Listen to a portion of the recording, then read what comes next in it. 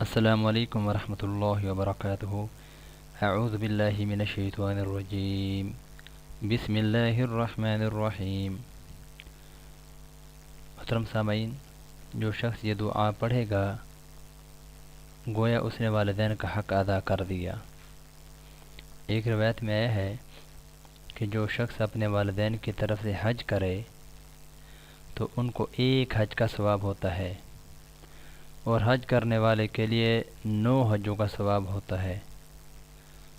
علامہ عینی رحمۃ اللہ تعالی علیہ نے شرح بخاری میں ایک حدیث نقل کی ہے کہ جو شخص ایک مرتبہ یہ دعا پڑھے اور اس کے بعد یہ کہے یا اللہ اس کا ثواب میرے ماں باپ کو پہنچا دے، تو اس نے والدین کا حق ادا کر دیا۔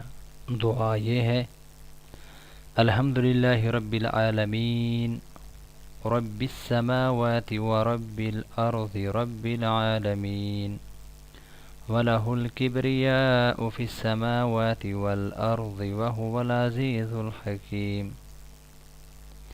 لله الحمد رب السماوات ورب الأرض رب العالمين، وله العظمة في السماوات والأرض وهو العزيز الحكيم، هو الملك رب السماوات ورب الأرض ورب العالمين، وله النور في السماوات والأرض وهو العزيز الحكيم۔ فضائل صدقات صفحہ 215۔ محترم سامعین، بہت بڑی دعا ہے والدین کے حق میں۔ میں دعا کرتا ہوں کہ اللہ رب العزت ہم سب کو یہ دعا اپنے والدین کے حق ادا کرنے کے لیے پڑھنے کی توفیق عطا فرمائے۔ اللہ ہم سب کا ملا۔